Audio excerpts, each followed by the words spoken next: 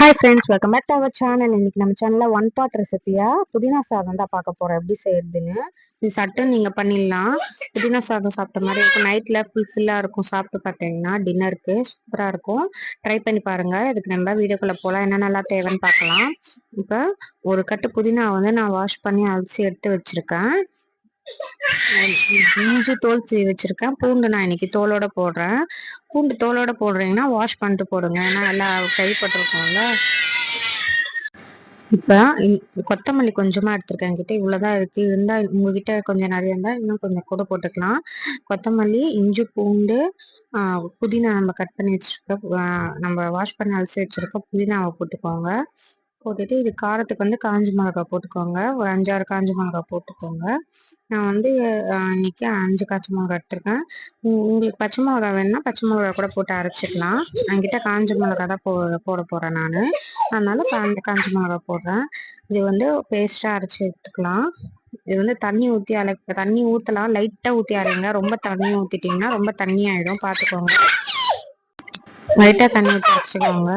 இப்போ அரைச்சதும் இந்த அளவுக்கு இருக்கும். இப்போ நம்ம அரிசி வந்து ஒரு டம்ளர் அரிசி எடுத்திருக்கேன், பாஸ்மதி ரைஸ். அதை ஒரு 1/2 hour ஊற வச்சுருக்கேன். கேஸில் ஆன் பண்ணிவிட்டு குக்கர் வச்சுட்டு எண்ணெய் ஊற்றிக்கோங்க. தேவையான அளவு இந்த புதினா சாதத்துக்கு தேவையான அளவு பிரிஞ்சுக்கு போட்டுக்கோங்க. எண்ணெய் ஊற்றிட்டு எல்லாம் பட்டை லவங்கம் ஸ்பைசஸ்லாம் போட்டுக்கலாம். அன்னாச்சிப்பூ, பிரிஞ்சி இலை எல்லாமே போட்டுக்கலாம். இப்போ கட் பண்ணி வச்சுருக்கேன். நீட்டாக வெங்காயம் கட் பண்ணி வச்சுருக்கேன். அதை இதில் போட்டுக்கலாம். இன்னைக்கு என்கிட்ட வெங்காயம் தக்காளி மட்டும்தான் நான் போட போகிறேன். உங்ககிட்ட பட்டாணி உருளைக்கிழங்கு இருந்துச்சுன்னா ரெண்டுமே சேர்த்தாலும் நல்லாயிருக்கும்.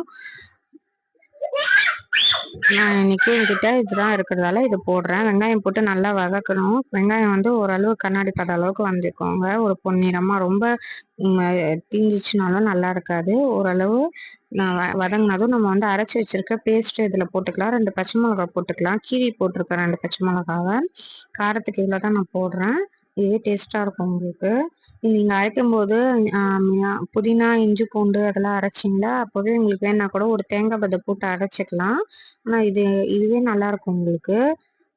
இதெல்லாம் நல்லா போட்டு இந்த அரைச்ச விழுதை போட்டு நல்லா எண்ணெய் பிரியிற அளவுக்கு வதக்கிக்கோங்க. இந்த வதங்குற டைம்ல நம்ம ரைத்தாக்கு ரெடி பண்ணிக்கலாம். அதுவும் ரெடி பண்ணி வச்சுட்டேன். வெங்காயம் கட் பண்ணி கொத்தமல்லி மேலே போட்டு தயிர் போட்டு உப்பு போட்டு ரெடி பண்ணி வச்சுட்டேன். சிம்பிளாக பண்ணிடலாம். நீங்கள் புதினா வந்து சட்னி அரைச்சி தோசை சாப்பிட்றீங்கள, அதுக்கு பதில் இதே மாதிரி செஞ்சு பாருங்கள். உங்களுக்கு ரைஸ் சாப்பிட்ட மாதிரி இருக்கும் ஃபுல்ஃபில்லாக. நைட் டைமில் தான் செஞ்சேன். பசங்க இன்னைக்கு சாப்பிட்றதால நான் வந்து இன்னைக்கு 3 விசில் விட்டேன், கொஞ்சம் மெத்துன்னு இருக்கட்டும்ன்ட்டு. உங்களுக்கு வேணும்னா நீங்கள் 2 விசில் வச்சு கூட எடுத்துக்கலாம். உதிரி உதிரியாக இருக்கும். நீங்கள் சாப்பாடு அரிசியில் கூட செய்யலாம். உங்கள் வீட்டில் என்ன அரிசி வந்து பழக்கமோ அது அரிசியில் கூட செய்யலாம். நான் இன்னைக்கு பாஸ்மதி ரைஸ் எடுத்திருக்கேன். நான் எப்போவுமே பொன்னி அரிசியில் செய்வேன், பச்சை அரிசியில். இன்னைக்கு அது இல்லைன்றதால பாஸ்மதி ரைஸில் பண்ணுறேன். கூடவே ஒரு தக்காளி போட்டுக்கிறேன். இப்போ இந்த ஸ்டேஜில் தக்காளி வந்து ரொம்ப வதங்க வேணாம். ரொம்ப வதங்கிடுச்சுன்னா அதோட ஜூஸில் இறங்கி அப்போ இன்னும் கொஞ்சம் வந்து புதினா சாதம் நம்மளுக்கு இன்னும் தண்ணி விடுற மாதிரி ஆகிடும். இப்போ தம் ப்ராசஸில் பண்ணனா உங்களுக்கு வந்து தண்ணி விட்டால் கூட ஒரு பிரச்சனையும் இல்லை. பண்ணும்போது உங்களுக்கு அப்படிதான் இருக்கும். இப்போ ஒரு ஸ்பூன் மஞ்சத்தூள் போட்டுக்கிறேன்.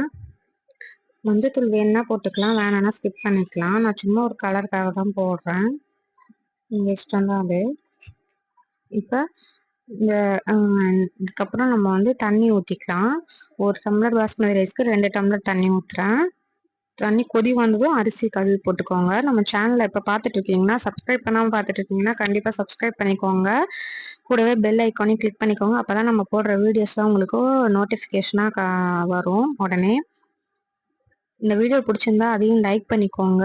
இந்த மாதிரி ரெசிபிஸ்லாம் வேணும்னா கமெண்ட் பண்ணுங்க. வேற என்ன மாதிரிலாம் வேணுன்றதையும் கமெண்ட் பண்ணுங்க. இப்போ 2 டம்ளர் தண்ணி ஊற்றிட்டேன். இப்போ உப்பு போட்டுக்கலாம். தேவையான அளவு உப்பு போட்டு செக் பண்ணிக்கலாம்.